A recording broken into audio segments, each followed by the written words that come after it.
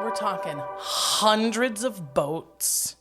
Her particular ship is called a pleasure barge. Yeah. We're talking clouds of incense, food, jewels, fabrics, sluts, and everything you need. And you smell them for a mile. Musicians, right? She rolls up to the forum, and Mark Antony is like, hey, girl, wow, this is awesome. Why don't you come up in here into the forum and let's get drunk? Yeah. Right? History, I'd like to follow me down the rabbit hole. History, I'd like to, frankly, I want to know. Hi, welcome to HILF, History I'd Like to Fuck with Dawn Brody. I'm Dawn Brody, and we're together in the Den. That's the Deluxe Edition Network. To find more great podcasts in the Den, click the link in our show notes or go to deluxeeditionnetwork.com. This is part 2 of the Hilfing of Cleopatra with my guest, journalist turned comedian Kiki Andersen. Now, if you want to hear about the rise of Cleopatra within the Ptolemy Empire, how she became Julius Caesar's baby mama and then brought a giraffe to Rome before her husband got fucking stabbed to death, go back to part 1 because it's a wild ride. In this part, we pick up after the dramatic reveal from Caesar's will, gasp, Octavian, right? And catch up with Mark Antony, who has taken his jealousy and lust for revenge all the way to Cleopatra's panties. Let's get started.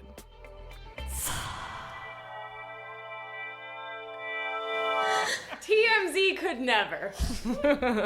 They wish, you know what I mean? Oh, welcome back. Kiki, you are so great and so funny. We are here still around my kitchen table. We are drinking Modelo's. Mm-hmm. We're falling steadily in love with each other. This is marvelous. It's true. I have a quiz for you right out of the gate. I'm ready. Okay, so question. In what year did Cleopatra first appear on film? Multiple choice. Was it A, 1917, B, 1934, or C, 1966? Well, I know Elizabeth Taylor famously portrayed her, but I feel like that's not the first time. Mm-hmm.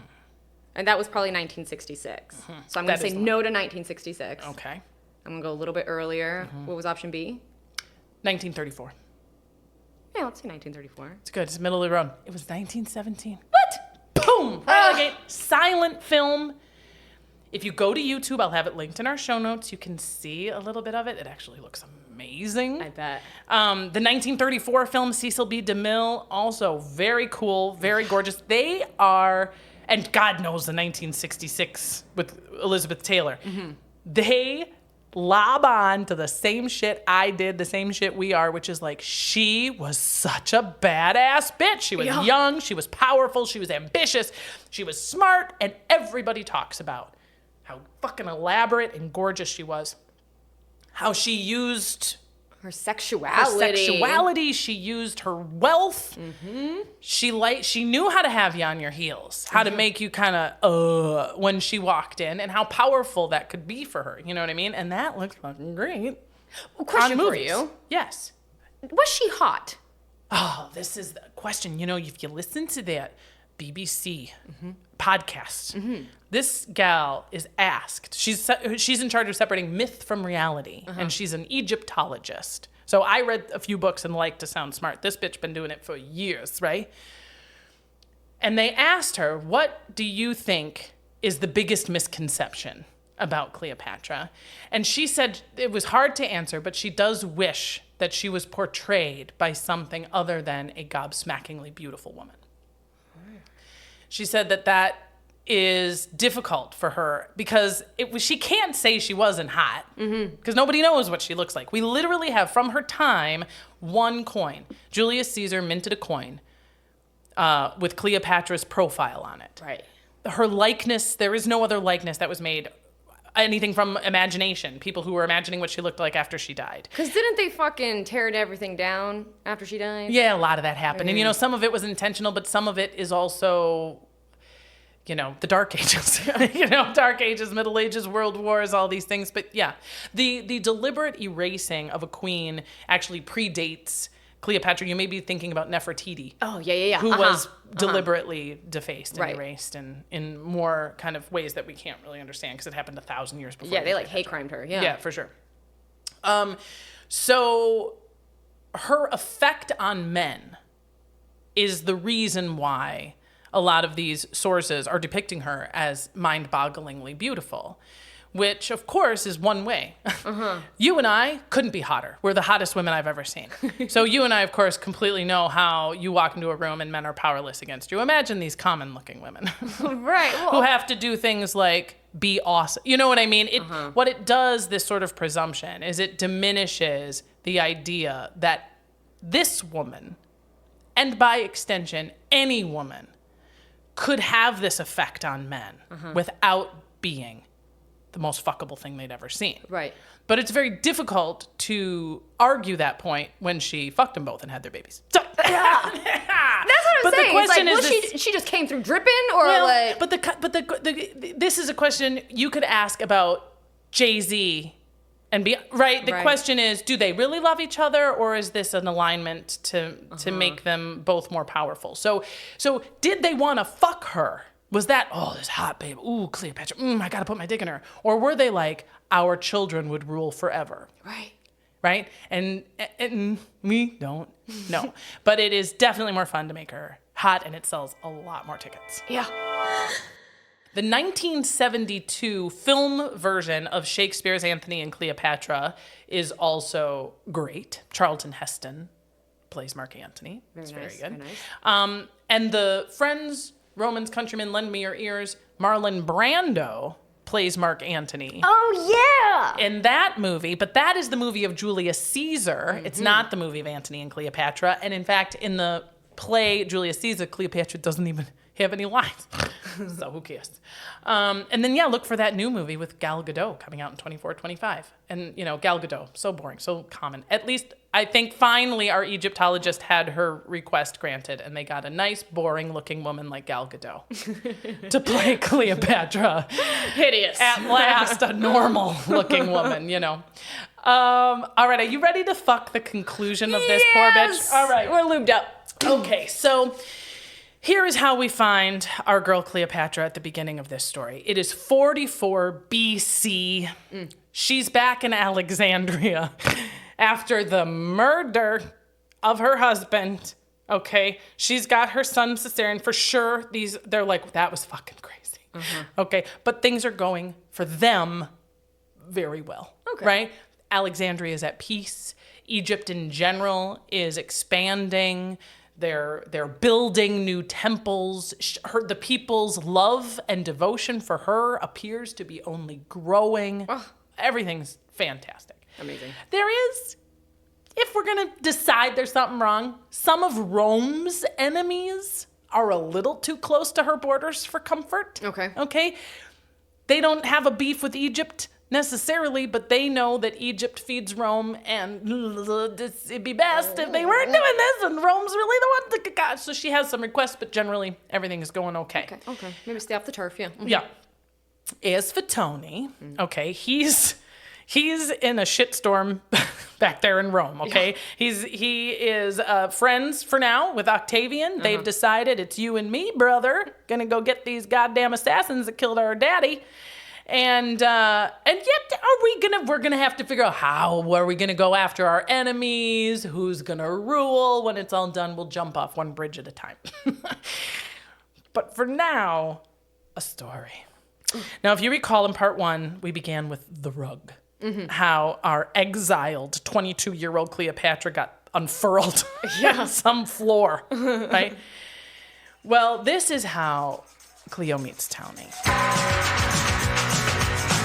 41 BC, in the city of Taris, which is modern-day Turkey.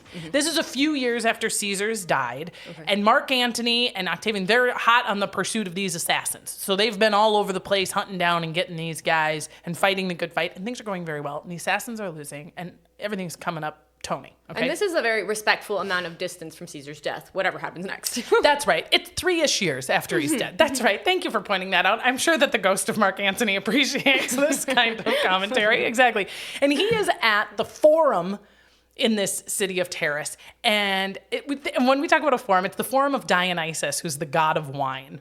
Mark Antony, big fan. Yeah, loves wine, loves Dionysus. And the Forum of Dionysus, I like to think of it like a convention center. Okay, it's kind of like a church or like a mega church. Like it's a temple. Ostensibly, it's here to worship this god, but there's lots of room for activities, banquet halls, places to sell your stuff. You know, it's a thing. Multicultural art center. Exactly. It's gorgeous. It's a draw. The whole point is people come there to do the thing, and that's why it's there. And he's there, and it's so close to Egypt. It's just right on the other side of and so he's like, have Cleopatra come talk to me. I'd like to talk to Cleopatra. And he sends for her. Well, you don't really send for Cleopatra, and she doesn't show up. What? She just doesn't go. She replies, and she's like, no, you don't send for me. And it wasn't, to be fair, a booty call. He was not like, hey girl, like, remember me? Because there is some shit going on with her navy. They were like, Egypt, go get these assassins. And to their assertion, that Navy maybe just didn't do every darn thing it could to get those. And we're wondering, is she with us or against us? How devoted is she to the cause of going to get these assassins? So he's kind of like calling her to task. I want to know what's up. Right? And she's also, like, I remember them me. legs. Yeah, also like, I remember you. So finally she agrees to his summons. And sister shows up in Terrace. You remember how I told you how she showed up in Rome? Yeah. Oh, boy. That, she had to go a lot further. This is, she can bring a lot more shit because it's like right across the thing there. The good jewels. I mean, we're talking hundreds of boats.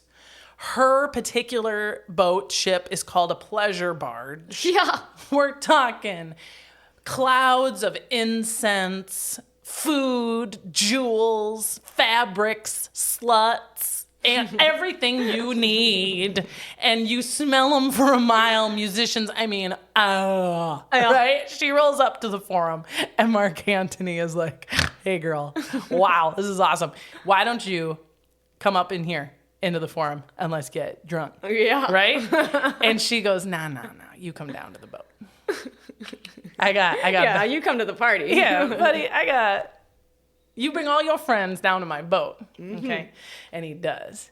And they have the night of their lives. She gives these guys jewels and food and it's awesome, right? Yeah. And at the end of it, you're somewhere in the middle of it, she's like, we should do this again tomorrow. Don't you guys think so? Let's do it again tomorrow. And they go, great.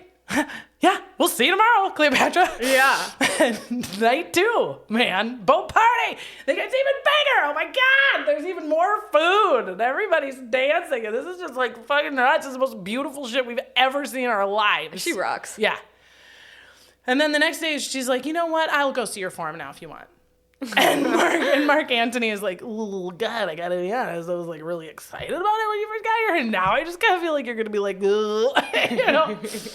And she goes, no, I want to see it. And he takes her to the forum, and she says he's a perfect host, and she applauds it. This is great. This is awesome. Nice Pulp Fiction poster. She's like, yeah, girl, listen, I used to live in a tent in a desert. Like, I'm a real person. This is very like Padme and Anakin. You know? It's like, I'm just a real girl. Like, I'm the richest woman on earth. I'm just like a normal person, you know? Studio apartment's cute. Exactly.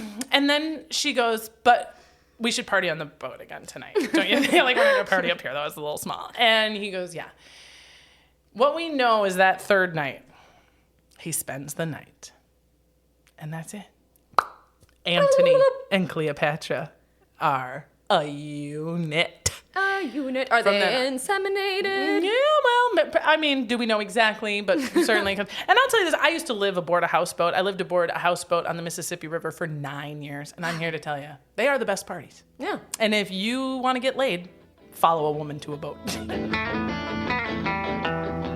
They proceed after this night on what I call the summer of love. These two are inseparable. And as you know, arguably the most famous love story in history Antony and Cleopatra, Romeo and Juliet, Cupid, and you know what I mean, Persephone. I feel like you kind of have these like famous love stories. And it's a question we sort of danced around when we first started talking about this, which is it love? Is it that he loves her? Is it that he's lusting for her? She's so beautiful he wants to fuck her? Or is this just two ambitious people who are together for convenience, and we're looking at it through this lens of like, make it a TV show for me kind of stuff, right? So here is your next question. I'm going to give it to you because this is a historical mystery. There is no right or wrong answer, but I'm very curious to know what Kiki Andersen thinks about all this. Excuse me, that Modelo, god damn. Right? Now we're all on Cleopatra's boat today. Damn. Amen, right? Welcome aboard. So I'm going to give you 3 solid arguments for team. They were totally in love. It was the real deal. Okay. We should embrace this as a real love story. Okay. And then I'm going to give you 3 historical arguments for, this is a relationship of convenience. It's a business. It's a business transaction. Yeah. Okay? And then we'll hear what you think, how you want to sort it out. All right, which do you want to hear first? Ooh, okay, let's go for love. Always love first. Love first, God bless you. Okay, 3 arguments. Argument number 1, they have a lot in common. Okay, they both genuinely loved Julius Caesar, and loving Julius Caesar is kind of like loving NASCAR. You know what I mean? It's not just that you love cars; you love the whole thing. There's a bigger umbrella. It's a cultural phenomenon. Yeah. Yeah. If you love NASCAR, I know a lot of other things that you love, and it means we're aligned kind of in a lot of other ways, right? And they were both devoted to avenging his death and seeing that he was avenged. So that does bring people together, right? They also have, no shit, Kiki, this like romantic comedy summer in Alexandria, which is known to be the most beautiful city on earth throughout history, and especially at this time.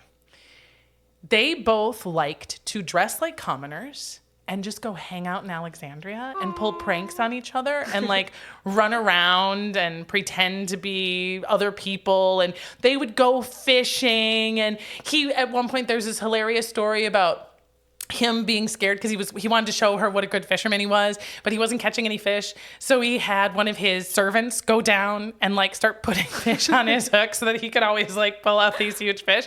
But she knew what he was doing. So she had one of her divers go down and put a dead fish on the hook. So when he pulled it up, she'd be like, I mean, it's adorable. Like, this is documented? Yes. There's like a soundtrack under this. I mean, as documented as anything is. But yeah, these stories circulate about them just like literally having a ball together and being together all the time. Yeah. It's adorable. Yeah. Okay. Number 2 reason for the argument for, these two were in love. Antony stays in Egypt way too long.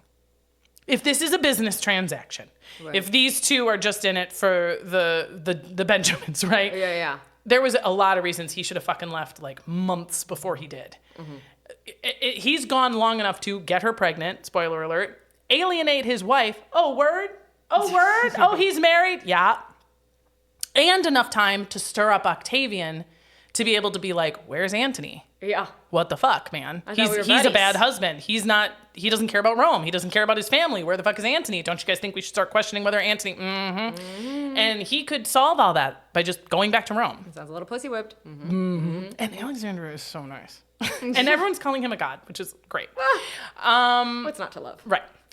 Third primary reason one argues this is love is because as he is dying, he goes through a lot to get to Cleopatra and die in her arms. I'm gonna cry. I know. So these are solid reasons. You can write your plays. Like anyone who says it was a love story, you can't call him a fucking idiot with just that. Like, it's plausible. But if you're a cynic, you don't believe in love. The world is burning. Everyone's in it for something. Oh, I don't want you to ruin it for me. Okay. All right, ruin it for me. Okay. 1, these two desperately need each other for their very survival. So that they may have also had awesome summers together and thought each other was hot was great, but they had no other choice. They were one another's only hope. For Mark Antony, he has to have the loyalty of Egypt, and he needs her money and he needs her land to go after the enemies that he has to defeat. She is imperative to his plan. Okay. She cannot keep rule in Egypt if Rome abandons her. They will either take it for themselves or they will let the enemies take it and negotiate with a happier person. Yeah. They are critical, and there is no one but Mark Antony for her in that case, and he has no one better.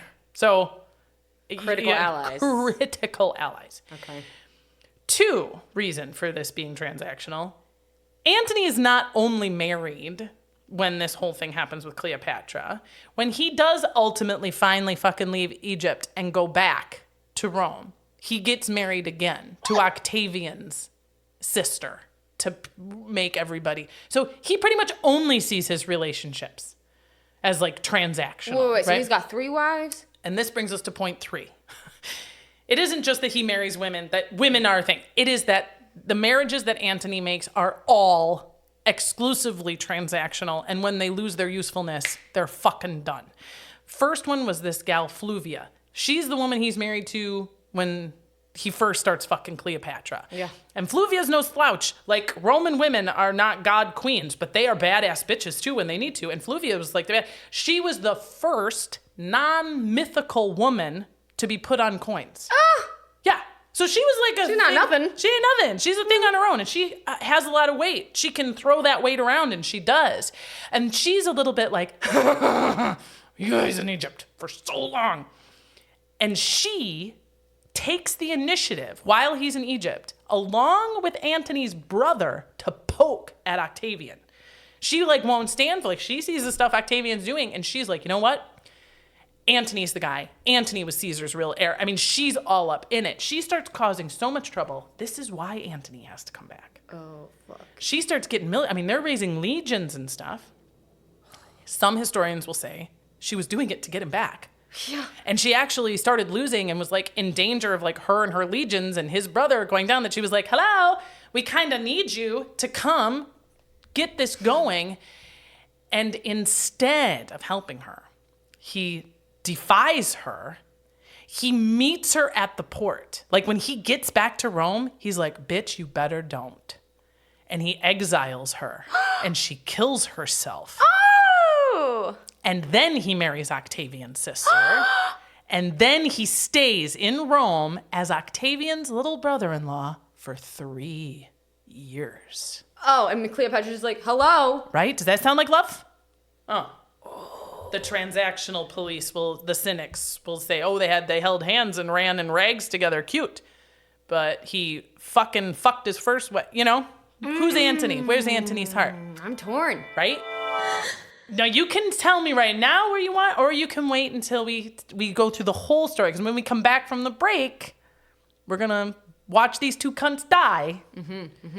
And, you know, you might come to a different conclusion. So you can actually, I'll let you off the hook. Where are you at presently? Yeah, Do you think, yeah. With disclaimer, you may change your mind. Yes, I reserve the right to amend my decision. Yes. I think it can be both. I know that that's a weak answer, but sometimes I feel like when you are alone in the world, you look at certain people through rose-colored glasses because they are your equal, because they share your values, because they share your needs, because it is a good partnership, and you love them for those reasons. Maybe she wouldn't have been his first pick out of, the whole crop, but you know what?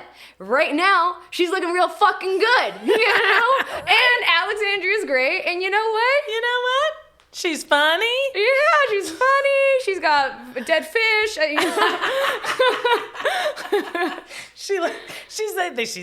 She keeps saying I'm a god. It doesn't hurt my feelings when she does that. Yeah, I agree, man. And I ultimately kind of come down to the same thing. I really wanted to be like, this is a love story, period. But that would assume that any of us, for ourselves even, could ascertain how much of our affections are purely because of an electricity between 2 hearts and has nothing to do with circumstance or comfort or situation, you know? Yeah. And I think that, especially when you think about romantic partnerships like this, it's one thing. But it's sort of like, does everybody love their mother? It's true. And at some point you're like, well, it's my mom. Yeah. It just, well, she makes sense. She brought me into this world, so I have a certain amount of Incidentally, I do love you, Mom. Lana, I love you. That's not the question. I'm talking abstractly Other people's moms. This podcast is part of the Deluxe Edition Network. To find other great shows on the network, head over to deluxeeditionnetwork.com. That's deluxeeditionnetwork.com. I'm Chris. And I'm Mel. And together we host the podcast Spoil My Movie. We were watching movies anyway. And we were having in-depth conversations about those movies too. So we decided to share our thoughts with the world. You can expect me to gripe about inaccurate details like supposedly cold weather, but you can't see anyone's breath. And you can expect me to be totally adorable, but also psychologically deep. And by the end of each episode, we'll provide our respective ratings. Using a rating scale custom tailored to the movie in question. Check us out wherever you get your podcasts. A moment to say thank you to everyone who is listening. Yes, you. This is our 51st episode. 2 years ago, I had the idea to take my lust for history and love of bullshitting with friends and put them together in a bi-monthly podcast with a foul name. And to those of you who have been along since day one, thank you. To those who shared an episode with a friend, thank you. And the ones reaching out to me with great subjects and great guests, thank you. And to those most noble who sometimes do all of that and also throw cash at me, thank you. The latest to become HILF patrons are Jenna M., Isabel D., Michael B., and Zoe L. Their generosity keeps my nose in books and my ass out of debt. If you'd like to jump in bed with us, have access to bonus episodes, get HILF merch, and hear your name here next time, yay! Go to patreon.com/HILFpodcast and then... Follow me, follow me, follow me, follow. Follow me, follow me, follow me, follow. Follow me, follow me, follow me, follow.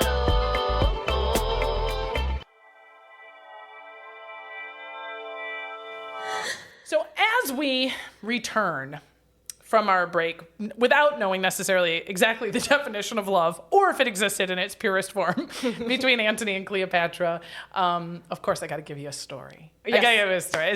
There's so many amazing ones. This story I called Cleo Swallows. Yeah, she does. This is a great story. As all of them, I claim, nobody knows if it's true, but it is one of the oldest stories about Cleopatra. This was told in antiquity while she lived.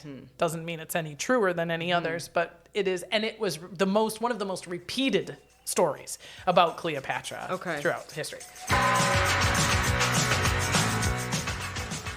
While Antony and Cleopatra are having this summer of love in Egypt and just like banquets, parties, we're gods, Cleopatra stands up and makes a loud declaration, a bet to Antony, that she can swallow a meal worth $10 million.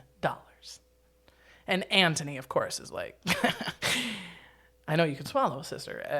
Yes, I'll take that bet. I need you to specify for me. Like, is it a very expensive chicken? Exactly, right? So he just goes, okay, I'll take that bet. Yeah. And Cleopatra plucks from her earring a single precious pearl, drops it into her wine, and as it dissolves, she swallows it in one swig, thus swallowing a meal worth $10 million. Whoa, flex. I know, right? Yeah. I love the fact that, like, this is a story that we write about a woman that, like, we don't like. Yeah, right? They were like, can you imagine? Isn't that terrible? And history is like, I don't know if terrible is the right word. We kind of like it. Yeah. So where we left, though, we left our lovers apart, right? Antony is married to Octavian's sister, He's over there in Rome. He's been there for years. Cleopatra has had his twins. So she's single momming it over there in Egypt, raising little Caesar, Caesarion, and Antony's twins, a boy and a girl, which is also considered very divine. She issued in one labor. Perfect balance. Exactly. Yeah. The boy. I mean, this was a very big deal for her. And another sign, we are gods. Another sign, this is ordained, you know? And while Tony is over there in Rome, it's obviously not great. He is now Octavian's fucking brother-in-law. Yeah. Octavia's hot. She is kind of famously hot, but she's not. The queen, Isis, is fucking... And Alexandria is so beautiful. and Andersen's like, God damn it. This is not great. This is my star has not risen coming here. Yeah. And it becomes incredibly clear. Some historians say that Octavian assigned it, that it was like a mission he was told to go. Some phrase it as more Antony being like personal ambition. But he is like, if I'm going to do shit, if I'm going to be anything other than this, I got to go defeat the Parthenians. The Parthenians gotta fucking die, has to be subdued, and I'm the one to do it. And if I do, I will be the undisputed leader of Rome. Okay. So here's my question, pop quiz. Are Parthenians, is Parthenon like a city-state? Here's the question. Ah, Ready? okay, fuck, sorry. You have multiple choice. No, this is perfect. Multiple choice. Who are the Parthenians? Okay. A small country that has been an ally of Rome, but then took the side of Caesar's assassins as they were hiding out there. Are the Parthenians B, a huge empire founded by Alexander the Great and as big and as rich as Rome? Or are the Parthenians a growing religious cult bent on violence and the destruction of Rome? Ooh. Okay, I'm going to use deductive reasoning here. Okay, good. So Parthenian sounds like Parthenon, which is Greek. Alexander the Great was Greek, right? So I'm going to go with B. Sister, you are killing these HILF quizzes. Oh my God. I just popped yes. a huge boner. Huge. That was me. That table is rising, my boner, so I'm hard as rock. Yes. It is the Parthia is one of the greatest mysteries of the ancient world. It was as big, as rich, and as powerful as Rome. Bigger at times. They had control of the Silk Road going east. So their wealth was enormous. And they were constantly in battle. And Rome couldn't get them. Rome could conquer, battle, get just about everybody. But Parthian, these guys, they were hard to get. Yeah. So that's the goal. Get these goddamn Parthenians once and for all, and you will be it. You're the king of Rome, right? So our guy, Antony, is like, you know what, you guys? I'll go. I'll do it. I'll just go. I love you guys so much. The Netflix documentary of Queen Cleopatra, which again is very worth watching. They portray that Antony and Cleopatra had no communication, that he had not sent her any messages, that since between the summer of love and him coming to defeat the Parthians, that she had not gotten any word from him. And they have this terrible scene where she's literally like, ugh, and like, you ghosted me kind of stuff. Well, yeah. I mean, well, but to be Which fair, is a very reasonable thing. Not But a great they're- post office at that time. That's the only historical reference that I encountered that suggested they weren't in contact that whole time. So the documentary did their own deal. It was a very dramatic scene. But yeah. they were almost certainly in communication that whole time, because when he gets to Syria, she's there. Isn't that weird? What? She meets him there. What are they doing in Syria? I have a So feeling- Syria is where the Parthenians live? Correct. Parthenia is present day Iran. And includes a lot of, Syria and these guys. And Syria was also, Antioch is like the landing place. It's like the best place to get to the Parthenian centers and where he needs to go. And he is like, okay. Oh, and he gets to meet his twins. Cute. Oh, finally. This is great. And this is pre-war. So before he goes to fight the Parthenians, establishing not that Rome and also Antony are the guys, right? And Octavian is all for this, whether he sent him to go or whatever. But he's like, yeah, for sure. Killing the Parthenians is like a big deal for us. Right. So Antony meets with Cleopatra. She's such a jet setter. I know. She's always just like going to like I meet know. all these dudes. And her handbags, amazing. Yeah. So Antony's like, okay, Rome, here's the deal. Cleopatra's here. I've talked with her, because this was all diplomatic mission, of course. Took all winter. Oh, it was really hard negotiations. These negotiations were rock hard most of the time. But here's what we've worked out. She, Cleopatra, is going to give us / me everything we need. All the weapons, all the money, all the soldiers, all the access, all the everything we need to go get them Parthenians once and for all. We, in exchange, Rome, have agreed to give her some of the lands that were conquered and arrived. We're going to give her a lot of stuff back. We're going to give titles to her and her kids. Okay. That's Some titles, yeah. And Octavian's like, sounds great, pal. Go get him, tiger. Okay. So Octavian's just like, whatever. Like, I don't have to be the dictator. Well, because still, Antony's doing this for Rome. Okay. So we're still, on the same even though team. there's a lot of suspicions and a lot of eyebrows are up and a lot of warnings are going on, at the moment, they're still buds and they're still both working as Team Rome, right? That's why he married his sister, to just really let everyone know we're a family, right? So Antony goes into part, and Antony's a great general. He's great at war. This is what he did for Julius Caesar. It's one of his best assets. Antony goes in there to whoop the Parthenians and loses. Kiki, bad. He loses bad. He loses it all. Primarily because the Armenians fuck him.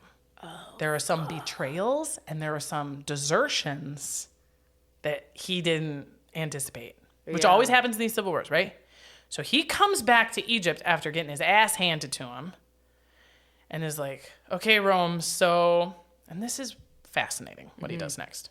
And Octavian, by the way, after he loses, right? Octavian's like, that sucks. I'm so glad it was Cleopatra's money and not ours. Why don't you come on home and get the spanking that you deserve for fucking that up, right? And Antony's like, no, here's what we're going to do instead. He dresses as a god. 2 gods, actually. She is Isis and Aphrodite, and he is Zeus and Dionysus. And they have his twins, and she has little Caesarion, and they have a huge party. This is called the Donation of Dionysus, is what history remembers this event is titled. If you want to Google it, it's called the Donation of Dionysus, right? And Antony and Cleopatra address all of Egypt, and they're like, here's the deal. Here is what the situation is now. I'm Dionysus and Zeus. She's Isis and Orisis. My kids are going to inherit everything. And here's what Rome, are now promising Cleopatra. Oh, fuck. Okay? Oh, who's pregnant again? Ding. Oh, fuck. Okay. My son is now the king of Armenia and Parthia. His twin sister is now the queen of Libya. Little Caesar is officially declared Caesar's son, not his distant nephew. Do with that what you want. Wait. We're going to recognize that this boy is the son of Julius Caesar, and we're going to make it official. But he was officially the son. Not recognized. That Rome didn't recognize him as Julius Caesar's son. So But biologically, he is. Biologically, we know it, yeah, but there's that legal, the recognition, the admission, the like, yes. So we're going to recognize that this is Caesar's son, and these other 2 kids I have with Cleopatra are getting all this land and titles. Cleopatra's getting all this new land and titles. But they don't have Parthenia yet. Exactly. There's part of Parthia. Exactly. The idea is, and your point, Kiki, is very clear, which is these are kind of the speeches of winners. Like, Hold on. Big talk. You win and you go, I won, so now my kids and I decide and my queen. You lost, girl. I don't know why you think you get to do that. And also, this is not yours. It's like that Eddie Izzard. Do you have a flag? Yeah, exactly. And this is not yours to give away. So I love that my friend Kiki, sitting across the table, is listening to this going, but that's not his to give away. It is literally what they're saying in Rome. Like, no. Okay. And this is part of the reason why this is the beginning of the end. I know. I hope you're feeling okay. This is a great story. You're doing amazing. I'm so glad. And I do want, I've been doing this podcast for a while. This is episode 50, by the way. Woo. And I talk about a lot of gross and dark shit. And the story of Cleopatra is one of suicide, and is one that often when people go into it, they know that this is a story that includes suicide. That all being said, I do want to give a trigger warning at this point, because it gets dark and suicidal from here on out. Like, it ain't great. Fuck.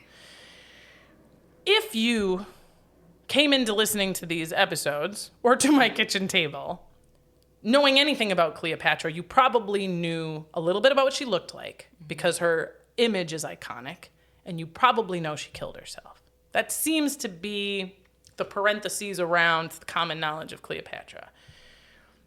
But even knowing all that, the big questions then and now are, why did she kill herself? And how did she kill herself? There's a lot of art and a lot of poetry that talks about the snake. A snake bit her, a poisonous asp. The most famous paintings of this act have her draped nearly nude, entirely nude, in bed with a snake bite, a snake wrapped around her arm. The snake is very prominent. We're going to get through both of those questions. Okay. Why and how? How do you go from being dressed as a demigod? Like, you and your husband are both 2 gods each. Yeah. And you just got granted all of this known land to killing yourself. It's a long way to fall. Why? This is less of a mystery than the how. Primo, first and foremost, is they're losing, girl. Yeah. They're loose. They can't physically, militarily win this one. Between the weird giveaway that Antony decided, I'm going to be giving all of these lands to all these people, and then his ass kicking by the Parthenians, he loses his military exponentially. Because these folks, his legionnaires, the folks that are fighting for Antony, are already the ones who aren't necessarily Caesar's guys, right? Yeah. So were they Octavian? They're technically we're Roman and we listen to Octavian. You're our general, but what you're asking for is for us to revolt against Rome, to do something that Rome doesn't want us to do. So he's already got a division among his troops just on an individual. And you're also asking us to follow this Queen Cleopatra, and we don't love her. Cleopatra is a very divisive figure within Rome and among Roman citizens. Mm-hmm. So he has this problem with his legions. It's the same problem with the citizenry of Rome. The people of Rome have chosen Octavian. They are not questioning that will. They are not, wondering about that. And among the reasons they're choosing Octavian, too, whether or not they liked him more, is because he's in Rome. Yeah. It also helps that he's actually here. And Antony's losing. How many times do we have to say this? You just lost. Buddy, guy, you lost. Yeah, what are you even doing? Right? Wait, okay, I didn't know that they had chosen Octavian. This is news. This is news. And it wasn't really that they chose, it was that this was the first time the question had really been asked. Uh-huh. So it wasn't even like they asked, who do you want? And the people weren't sure. It was like the first time the question really comes up, which is like, oh, there's daylight between these two. It was clear that the people were with Octavian from the very beginning. Okay. Octavian then pushes that, allows for that to happen simply by not aggressing against Antony, because there's a great love for Antony. Uh-huh. He says, we're going after Cleopatra. So all of the imagery, all of the language says, directly or indirectly, she got another one of our wonderful Romans. She's been chewing up our Roman leaders. And they can then spare anyone who has any hesitation about fighting against Antony by making it clear you're not fighting against Antony. You're fighting against Cleopatra. In fact, if you want, you can say you're saving Antony from this horrible woman. Yeah. She was very easy to hate. Yeah. So these situations combined, they just start to lose, and it's visible that they're losing. They don't have the backing. And then the battle that seals that. Like, if that was the feeling and that was kind of the trend, but like we didn't have the internet yet, so we were just sort of feeling it emotionally. Yeah. It comes to blows when they lose the Battle of Actium. This is a huge water battle, navy battle, for which Cleopatra's navy and her ships were critical, and she's on the ship, girl. She is in this with Antony. He's got a bunch of ships. She's got her ships. Battle, battle, battle. They're losing. More defections, more retreats. It's not going well. And at a critical moment in the Battle of Actium, Cleopatra turns her ship and all of her ships around and goes back to Egypt. And this is a very controversial moment. Some historians tell you Antony fucking loved it. He said, yeah, bitch, we're losing. Go. You need to save them ships for another day and go save Egypt. Get your titties up in Egypt so they don't ransack it while we're gone, right? And I love you, baby. I'll see you later. Some historians, including the Netflix documentary, have Antony being like, she what? Oh, shit. I doubt that. I doubt very much that happened. Or even if he was like, wait, what? He still would have been like, good. Yeah. You know? So that was the last front of any sort of expectation, even reasonable expectation, that Antony and Cleopatra could have militarily succeeded. After the Battle of Actium, it's all retreat, defense, negotiate. Antony and Cleopatra go back behind the walls of Alexandria and hunker down. They send the kids, get the kids fucking out of here, go to Cyprus, go into hiding, sent with trusted people, and it's shit. It's the bunker, right? Kind of stuff. And in the midst of all this, while Antony and Cleopatra are walled up in the city of Alexandria, pretty much knowing exactly what's going to happen next. Now we're negotiating, sending things back and forth. And Antony and Cleopatra are like, all right. We're totally going to lose. We got it. How about we go to exile and Caesarion rules Egypt? No, you're not into that. Okay. What if me and Antony go with you as your prisoners and Antony's 2 twins? Right? No, you're not into that either. Okay. And Octavian was like, okay, I'll let you live, Cleopatra, and maybe your kids if you kill Antony. Oh! He made that offer a lot. Whoa. He offered that many times. He wants blood. Yeah. Or I'll fuck you. You love fucking Romans. How about you fuck me for a while? My wife and I have talked about it. This seems good for the country. Exactly. And she refuses him. So we are now at an impasse. Why would she refuse him? Fuck him. Well, now that's because maybe it was love. That's one of the arguments the lovers will say. Why did she? It would have been in her. She might have. Or she was a very wise, strategic woman. It was like, fuck no. I'll be in chains. I'll be a slave. My children, you know what I mean? Maybe. But yeah, why didn't she? That seems like the one way out here. And I'm sure he was like, fuck. All right. So yes, why didn't she? But these offers were being made. Ultimately, while all this is happening and things are becoming clearer and clearer and clearer, Cleopatra has built a mausoleum for herself. And some historians say that she and Antony had made a suicide pact. Oh. That is not necessarily assured, but I do think by their actions, by everything they've refused, they certainly seemed well aware that their death was going to be the end of this story and just how would it go. Yeah. But in the meantime, as Octavian is putting Alexandria under siege, Antony's out there with his sword fucking still kicking ass and taking names and fighting, and everyone's like, wow, there's a little victory, and he still gets it. I mean, it's just, he can't. The first siege of Alexandria is like terrible and it's cracked. They don't quite get him, but it's still pretty scary. And Cleopatra gathers her girls, and they say the vastness of her fortune. It could not have been obviously all of her fortune, but it sounds like her best shit in this room. And her plan is to set she herself and all of her shit on fire. Whoa. She's like, nobody's getting my shit. That's right. You don't get me and you don't get any of my shit. But before she kills herself that way, lighting the fire, she sends a messenger out to Antony, who's fighting. Tell him I killed myself. Now, Shakespeare says... Can you imagine being that messenger? First of all, be like, do you want to talk about this? How are you? I can get you a crisis counselor. You think that messenger had a bad... Oh, wait, there's another messenger coming.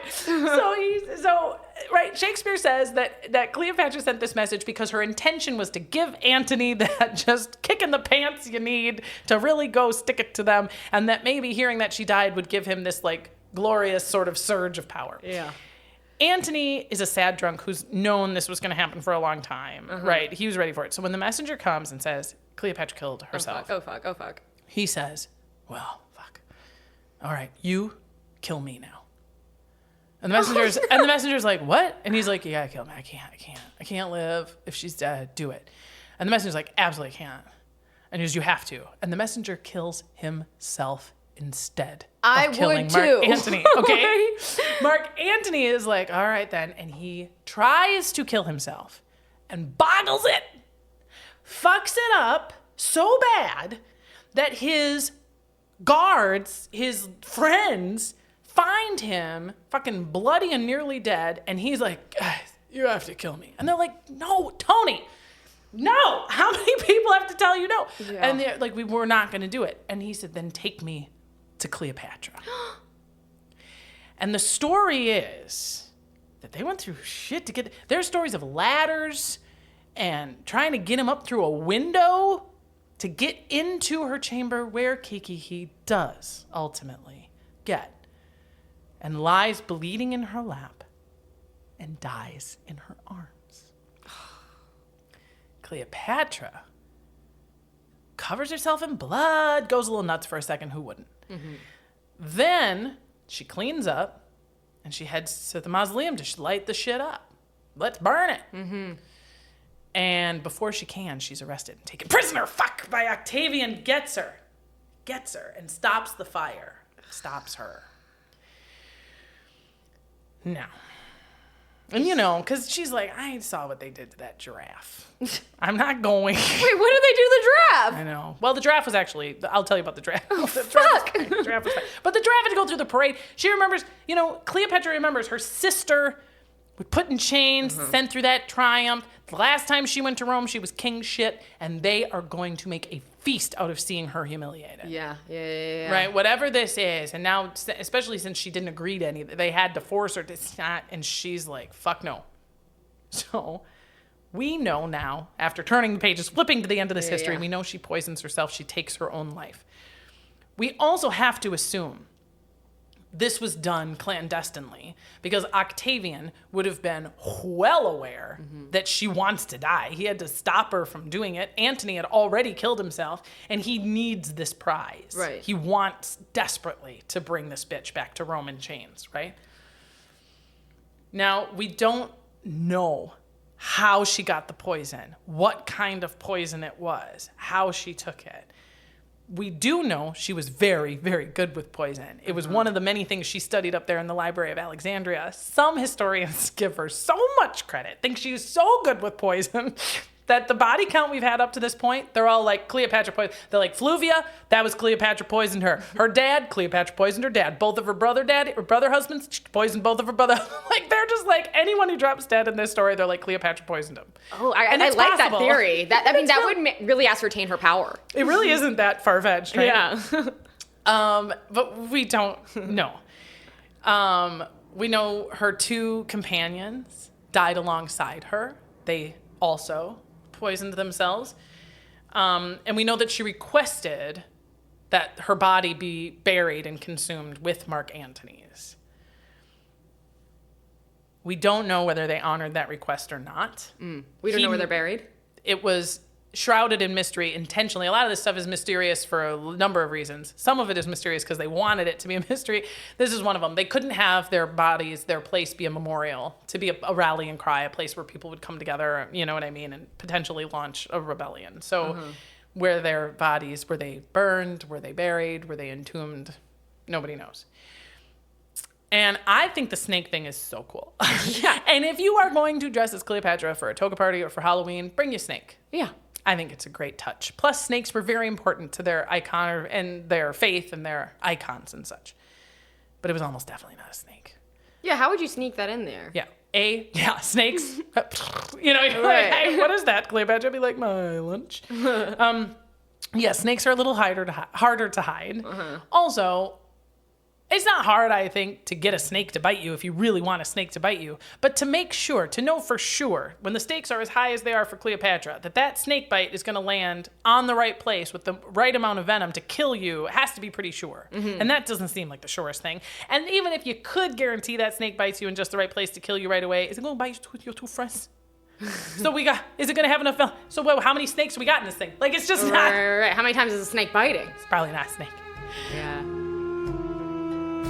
Now, since then, okay, this all went down 40 BC, give or take. 30 BC is when she died, which means if you're looking at ages, Cleopatra was old enough to be like Jesus's grandma, okay? We've had over 2,000 years to reflect on this woman, to piece her story together, and it seems to me that the further a figure gets in history, the shinier it gets, meaning it's more attractive, but it's also more reflective. We start to just see it as a mirror the further away it gets. And there is perhaps no person more that epitomizes that more than Cleopatra, because for the first humans that revisited her story, we're talking about these religious orders, right? The founding of Christianity, the founding of Islam, the founding of all of these religions started after, right? Judaism had existed. And they pick up this image of Cleopatra and they use her as this wicked woman, this perfect image of the wicked woman, a warning to women, don't be like her, a warning to men, don't love women like her. She's brought all of these great men down. Right. This is where the idea of the snake and the apple fit right in. It's part of the reason I suspect why the snake and the apple live with her, because she can be Eve and she can be the devil and she can be the wicked woman. She can be all these things and she fits right in there and it's perfect. Right. Right? Until you get to a century where feminism is a thing. Who is a woman? What is a woman's place in this world? And then we bring up Cleopatra and we're like, yeah, she fucked who she wanted. Yeah. She had her goals. She was smart. She was hated for her strength, her wickedness, the things that every previous century had said was her faults. We are going to hold up and see as strength and see as independence. And we are going to lift her up, not as the wicked woman, but as an icon, a hero, someone to love. Yeah. Then you come ahead to where we are, and people will die on the hill that her skin was black or not black, because we are in a time where race and ethnicity are the cornerstone of our identity and our politics and our so many things. Right. She, I suspect, will continue to be a figure on whom we pivot until we have forgotten her name. And I doubt that we will ever forget her name. Do you have any questions for me, Kiki? Ooh, okay, that was a very chilling, very good ending. I didn't want to say anything because I was like, oh, it's coming to a perfect close. Bring up the music. Okay, you mentioned that she had these two really cool friends. Who are they? Iris and Charmian are her two friends. Okay. And yeah, they are her companions. They, I have no doubt, they were her spies. They were her eyes. They were her ears. Yeah. And At least she had some like devoted people in her corner. yeah, right? Yeah, because not her siblings. Yeah. I still gotta go with, I think it's mixed in terms of whether it was love or, yeah. Because I still think they're like equals. Like they need each other and like, who else are they gonna fucking date? you know? I mean, I think you really have to start with the tricky definition of what is love. Yeah. And I don't know if that's ever gonna, before you can define whether or not these two were actually in love. It is clear that they were devoted to each other. Right. That they had shared goals, they had shared enemies. And in that critical moment, the lights are about to go out and your divinity is about to disappear. That's the hand that he wants to hold. You know what I mean? I do have one amendum for you because it was something I was curious about, which is what happened to them kids? They probably all did, right? Was that your prediction? Yeah. They're not gonna let those little free-range heiresses and heirs. Right? Be like, if I've learned one thing is that none of these sluts get to live. Well, it's actually, if you really want to impress somebody at a party, and I'm sure you do, I'm sure you're talking about history as much as I do, that somebody says Cleopatra was the last pharaoh of Egypt, or Cleopatra was the last queen of Egypt, is not technically correct. Wasn't it Hatshepsut?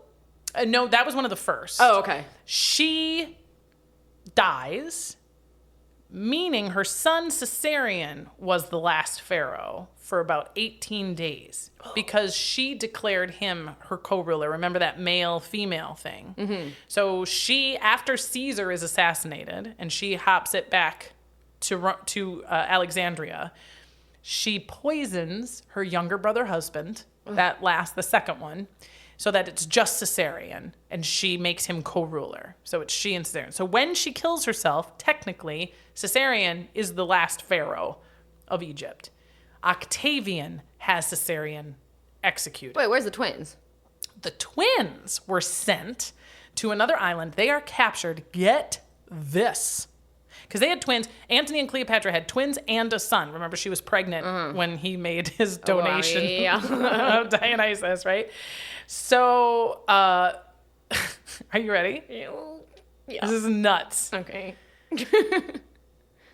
Cleopatra's kids go to live with Octavia. That's Octavian's sister, who was married to Mark Antony. Octavia was already raising Antony's kids from Fluvia. Oh. And now she goes ahead and raises Cleopatra's kids with Antony as well. Octavian, in his generosity, allows Mark Antony's children to live. And get this, little Cleopatra Jr. marries into a royal family and ultimately becomes Queen Cleopatra of Algeria. What? And her line lives on. So they're descendants of Cleopatra? Huh? That's heavy. They're out there. Where are they? Oh, I know. Ooh, we got 23andMe this shit. So, yeah, right? Get you to your DNA and see what's cooking. Kiki Andersen, that was hot history fucking, man. I just had a blast. Yeah. I can't thank you enough for assigning me this just behemoth of history and intrigue. It was a joy. Yeah, thanks for having me and bestowing all that knowledge on me. I feel like my brain is just like titillated. Well, good. See, now this, what I strive for is that if you're ever looking for small talk, just like really critical, this elevator has been stuck for hours, that you can be like, did you know that Cleopatra's daughter was raised, Yeah. Good icebreaker. Was it love or was it business? Exactly. Well, it was a joy, and I am going to continue to be a fan of Indecent, your podcast. I would love to come be a guest on your podcast. Please. Anytime you want me on your microphone, I am yours to toy with. Oh, that'd be great. We'd love to have you.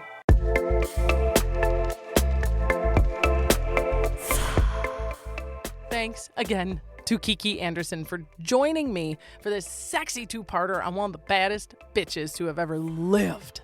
Man, that was fun. Follow Kiki everywhere and see her perform live whenever you can. As for us, we are about to enter the month of December, and as the joyous chaos of the season descends, I am going to be releasing little stocking stuffers into your RSS throughout the month. Interviews, holiday stories, and bonus material from episodes of yore. You'll find the next regular HILF episode in the new year, and it's a banger. Guys, I jump into the ring with Mike and Jimmy, the hosts of the show Bacon is My Podcast, and together we HILF an incredible chapter from the pages of pro wrestling history, the jaw-dropping real-life drama behind the Montreal Screwjob.